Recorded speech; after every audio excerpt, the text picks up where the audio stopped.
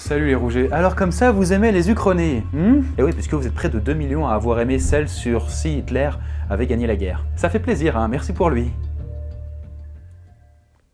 Attends. Et donc, comme vous le savez, aujourd'hui, nous vivons sous la 5e République. Et si vous ne le saviez pas, je suis ravi de vous l'apprendre. Et l'année 2018 sera la 156e année que la France est passée sous le régime républicain. Et cela dit, on a beau vivre en République, ça n'empêche pas qu'il y ait toujours des prétendants au trône. Attendez, petite anecdote. À l'heure actuelle, il y en a 2 en France. L'un s'appelle Henri d'Orléans et le deuxième est Louis Alfonso Gonzalo, Victor Manuel Marco de Borlone y Martinez Bordiou, alias Louis de Bourbon. Ah, regardez, c'est vraiment lui. Ouais, t'es disponible, ouais. Beau gosse, va. Oui, bon, ils sont bien mignons ces prétendants au trône, mais personne n'ignore comment s'est terminée cette bonne vieille monarchie millénaire. Voilà, à coups de guillotine et de bousquet. Alors pour vous remettre dans le bain, nous sommes l'été 1789 et le peuple est bien remonté. Faut dire qu'entre les délires architecturaux de Louis XIV, les défaites militaires de Louis XV et les réformes économiques de Louis XVI, qui ne peuvent pas passer à cause des nobles, qui font barrage, le tiers-état n'a pas été gâté. Et oui, parce que avant de commencer la vidéo, juste 2 minutes, 1 minute, pour vous rappeler cette grande époque, après avoir organisé de grandes assemblées, mais qui n'ont pas du tout marché et qui ont même tourné au vinaigre, des émeutes éclatent un peu partout en France. Et la plus connue d'entre elles est celle donc du 14 juillet, maintenant le feu d'artifice, à la Bastille. Alors sans entrer dans les détails, après un bref passage à la monarchie constitutionnelle, c'est-à-dire la monarchie sans les pleins pouvoirs au roi, eh bien ce dernier tente de fuir. Il n'a plus confiance, il veut se barrer. Mais sa fuite tourne un peu court puisqu'il est reconnu dans son carrosse et il est ramené de force à Paris. Et la suite, vous la connaissez. Mais admettons, contre toute attente, que ce brave roi qu'était Louis XVI parvienne à gérer parfaitement la crise à laquelle il était confronté, au lieu de finir décapité. Que se serait-il passé? Eh bien nous allons le voir dans cette vidéo. Alors bon, je vous cache pas que tout ça c'est une uchronie et que on pourra jamais savoir si c'est vrai. Le concept c'est quand même de refaire l'histoire. On va juste avancer un scénario plausible, un parmi tant d'autres, et on va donc voir ce à quoi le monde aurait pu ressembler si la Révolution française n'avait pas eu lieu. Et donc une fois n'est pas coutume, nous allons le voir en 720 secondes. Putain, mais t'es sérieux ou quoi? Mais putain, mais bien sûr, je les connais. En 360 secondes.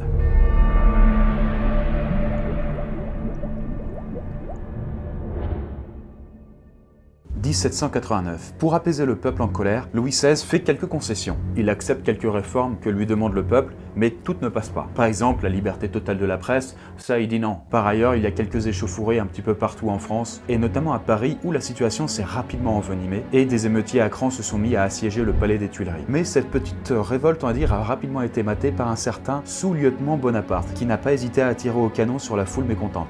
Faut dire aussi que la politique d'ouverture de Louis XVI ne fait pas l'unanimité. Par exemple, le comte d'Artois, le frère du roi, qui dans notre réalité à nous a fini par devenir roi sous le nom de Charles X, eh bien ici est devenu une figure contestataire à laquelle se rallient de plus en plus les nobles mécontents. Selon ce cher comte d'Artois, son frère n'est pas un bon monarque et il va finir avec ses idioties de réforme de conduire la monarchie dans le mur. 1804. La France est toujours une monarchie absolue. Et aujourd'hui, c'est l'anniversaire du roi et tout va à peu près bien. Ça aurait pu être pire pour lui, si vous voyez ce que je veux dire. Désormais, les ducs, marquis et compagnie, c'est-à-dire la noblesse, doivent payer un impôt régulier, alors qu'avant, seul le tiers-état y était contraint. Et désormais, les réformes de Louis XVI font que les nobles ne monopolisent plus toutes les hautes fonctions, comme celles dans la justice, le militaire, etc. Mais malgré ces avancées, faut pas se leurrer, ça reste quand même un petit peu de la poudre de perlimpinpin. C'est notre projet! En tout cas, les graves émeutes de 1789, c'est du passé, et maintenant les tensions se sont apaisées. Et contrairement à notre réalité où Louis XVI est mort décapité à 38 ans, ici, il fête ses 50 ans à Versailles, et tout le peuple français est officiellement invité à assister à l'un des nombreux feux d'artifice qui sont célébrés un peu partout dans tout le royaume. 1812. Louis XVI décède d'une maladie à l'âge de 58 ans. Et c'est Louis XVII, qui dans notre réalité à nous est mort en prison à 10 ans, qui s'installe sur le trône. Il poursuit alors la politique de son père et va toujours plus en avant dans les réformes. Et l'une de ses idées serait de faire une monarchie constitutionnelle, comme ce qu'on peut trouver par exemple de nos jours en Angleterre avec la reine Elisabeth II, et ainsi donc abolir la monarchie absolue. Et Louis XVII ne se gêne pas pour écarter du pouvoir son oncle, le comte d'Artois. Oui, encore lui, vous savez, qui s'est tout naturellement vivement opposé au projet. Pour lui, le roi doit avoir tous les pouvoirs. Et donc quelques années plus tard, le comte d'Artois, outré par la politique de son neveu, s'exile à la cour d'Espagne, avec plein de nobles hostiles à cette monarchie constitutionnelle.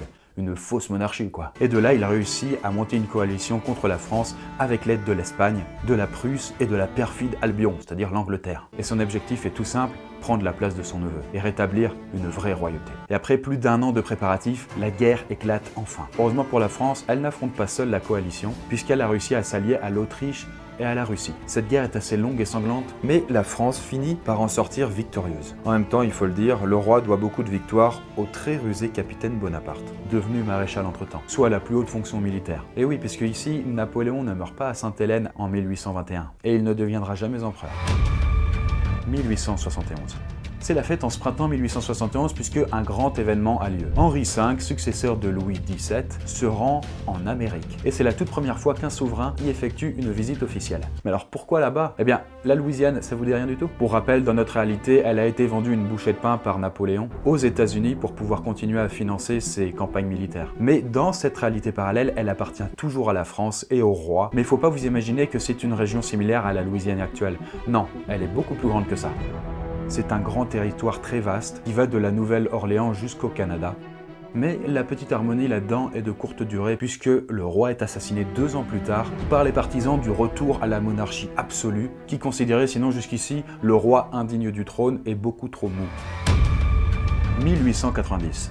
Alors l'assassinat du roi de France n'est pas sans conséquence. C'est son très jeune frère Charles qui prend le relais et qui est connu sous le nom de Charles X. Mais encore très jeune, inexpérimenté, il n'est pas capable d'empêcher une scission irréversible entre la France métropolitaine et la Nouvelle-France, autrement dit une partie de l'Amérique. Et ainsi, celle-ci devient indépendante et finit par adopter un régime fédéral et démocratique, inspiré d'une partie de ses voisins, les États-Unis. Mais dans cette réalité parallèle, les États-Unis sont beaucoup plus petits que ce qu'on connaît à l'heure actuelle. Et pour être très clair, le continent nord-américain est morcelé en plusieurs petits pays, si vous voulez, et une grande partie d'entre eux parlent français. 1917. En cette année 1917, il n'y a pas eu de Première Guerre mondiale. Tout simplement parce que l'Allemagne n'existe pas dans notre histoire. Et oui, Napoléon n'a pas eu l'occasion de démanteler le Reich allemand un siècle plus tôt, étant donné qu'il n'a jamais été empereur. Donc ce Reich ne peut pas être réunifié par Bismarck en 1871. 1945.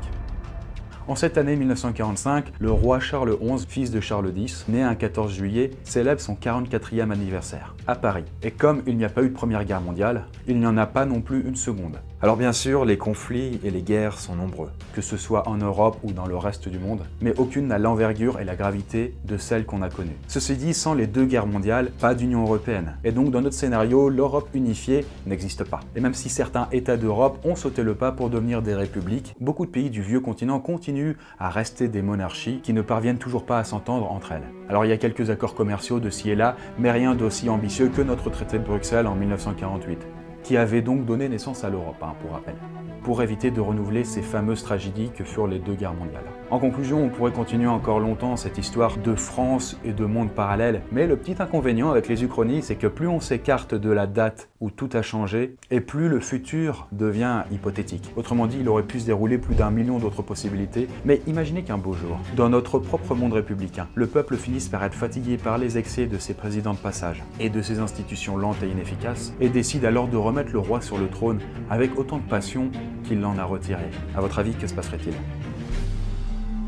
Voilà, cette vidéo est à présent terminée. Ah bah oui, et puis elle était pas mal. Hein. Terminée. Elle était quand même bien, même si c'est terminé. Mais est-ce que tu connais la chaîne d'Alteris? Terminée. Ouais, non, c'est quoi? Bah c'est une chaîne qui fait des uchronies, un petit peu... Dans le même style, un petit peu délire, mais plus typé histoire, donc j'imagine. Ouais, c'est ça, et puis c'est sympa, va jeter un coup d'œil. Ok, bah vous avez le lien en description, n'hésitez pas, bisous.